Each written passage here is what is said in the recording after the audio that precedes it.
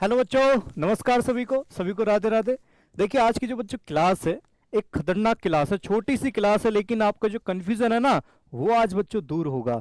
इसका देखिए नाम क्या है बच्चों, सीपीसीटी नियम वर्सेज सीपीएसटी नियम। जरूर देखना बच्चों। और ये सभी हिंदी माध्यम के लिए है, कोई सी भी क्लास हो, 9th हो 10th हो, कुछ भी हो।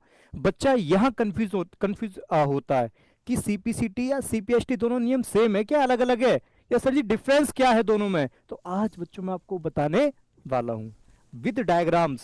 ठीक है, चलिए देखते हैं। देखिए पहला देखते हैं बच्चों हम यहाँ पर कि सीपीएसटी नियम क्या होता है। देखिए सबसे पहले इसकी फुल फॉर्म देखिए, है ना। सी फॉर होता है बच्चों कोरोस्पॉन्डिंग, पी फॉर होता है parts, S for similar, T for triangle से। यानी कोरोस्पॉन्डिंग का मतलब संगत, ठीक। पार्ट्स मतलब भाग, सिमिलर मतलब बच्चों समरूप, ठीक, समरूप। और ट्राइंगल्स मतलब त्रिभुजों, त्रिभुजों। यानी बच्चों हम कह सकते हैं कि समरूप त्रिभुजों के संगत भाग, समरूप त्रिभुजों के संगत भाग बच्चों। ये नियम पता काम कैसे करता है नियम, चलो हम देख लेते हैं। ये तो इसकी फुल फॉर्म तो आप समझ गए कि सर जी इसकी फुल फॉर्म ये है, लेकिन काम कैसे करेगा ये देखते हैं बच्चों। आ जाइए देखिए, मान लो मैंने ये दो त्रिभुज लिए बच्चों, त्रिभुज ए बी सी और डी ई एफ। मान लो ये समरूप है, क्या है जी, समरूप है। मैंने मान लिया कि भाई त्रिभुज ए बी सी है ना, समरूप है बच्चों त्रिभुज ई डी एफ के, ये मानकर चलता हूं, ठीक है। अब देखना सीपीएसटी नियम काम कैसे करेगा, सुनना ध्यान से। अगर ये दो त्रिभुज समरूप है पहले से ही, सीपीएसटी नियम की पहली कंडीशन यही है कि दोनों त्रिभुज हमारे पहले से बच्चों समरूप होने चाहिए, समरूप होने चाहिए पहले से ही, तभी काम करेगा ये नियम, ठीक है। अगर सर जी ये पहले से समरूप है तो बच्चों इनके संगत कोण बराबर होंगे। नंबर एक, संगत कोण कौन कौन से, कि sir ji angle A angle E के बराबर होगा, यानी सर जी ये वाला एंगल ए ई के बराबर होगा। एंगल बी एंगल डी के बराबर होगा, यानी सर जी बी बराबर होगा भैया डी के, ठीक है। और angle F, sir ji angle C लेंगे पहले, हाँ बच्चों, एंगल सी एफ के बराबर होगा, यानी सर जी ये वाला कोण एंगल एफ के बराबर होगा ऐसे। तो नंबर एक, इनके संगत कोण ही बराबर होंगे, यानी सर जी हम यहाँ लिखते हैं एंगल ए बराबर होगा एंगल ई, है ना। एंगल बी बराबर होगा एंगल डी, और सर जी एंगल सी बराबर बच्चों एंगल एफ होगा ऐसे। तो अगर दो त्रिभुज पहले से समरूप है तो इनके संगत कोण बराबर होंगे, नंबर एक कंडीशन। नंबर दो बच्चों, इनकी भुजाओं में भी अनुपात बराबर होगा, इनकी संगत भुजाओं में अनुपात। यानी एंगल ए की संगत भुजा कौन सी है, तो आप देखेंगे बच्चों एंगल ए के जो सामने वाली भुजा होगी वही एंगल ए की संगत भुजा होगी। तो सर जी एंगल ए के सामने है बी सी, यानी बच्चों यहां लिखेंगे बी सी, फिर सर जी बटे। अब देखेंगे एंगल ई के सामने वाली भुजा कौन सी है, तो सर जी एंगल ई के सामने वाली भुजा है डी एफ, यानी ई की संगत भुजा है डी एफ। तो सर जी यहां लिखेंगे डी एफ, बात समझे।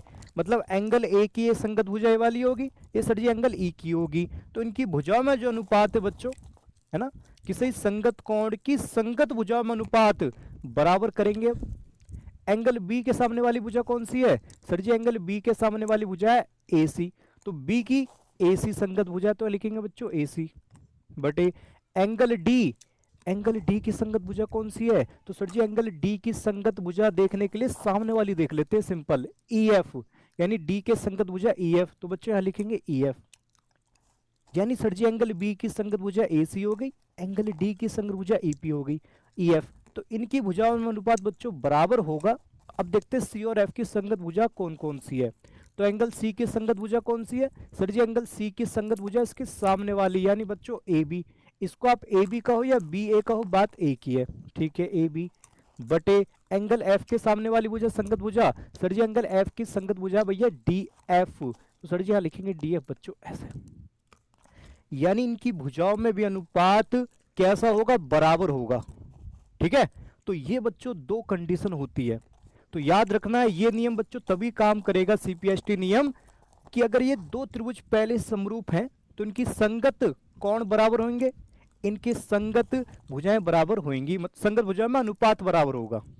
इसलिए बच्चों में आपने देखा होगा जब भी हम त्रिभुज वाले सवाल लिखते हैं या करते हैं, तो वहां पहले से ही दो त्रिभुज हम समरूप दिखा देते हैं, उसके बाद फिर हम कहते हैं कि संगत कोण बराबर हो गए किससे, सीपीएसटी नियम से।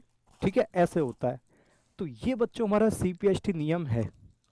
ठीक है, अब देखते हैं सीपीसीटी नियम क्या होता है। आ जाओ भैया, अब देखेंगे सर जी सीपीसीटी नियम क्या है। तो देखिए इसकी फुल फॉर्म देखते हैं सबसे पहले। C for corresponding, P for parts, C for congruent, T for triangles.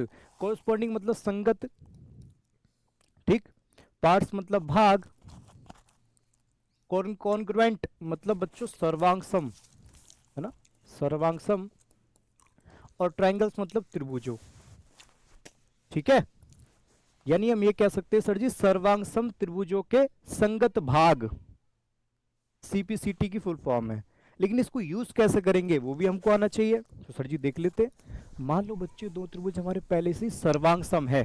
क्या है जी, सर्वांगसम। से सर्वांगसम का चिन्ह लगाते हैं ऐसे, यानी अगर मैं कहूं आपसे कि त्रिभुज ए बी सी मान लो बच्चों सर्वांगसम है त्रिभुज डी ई एफ के,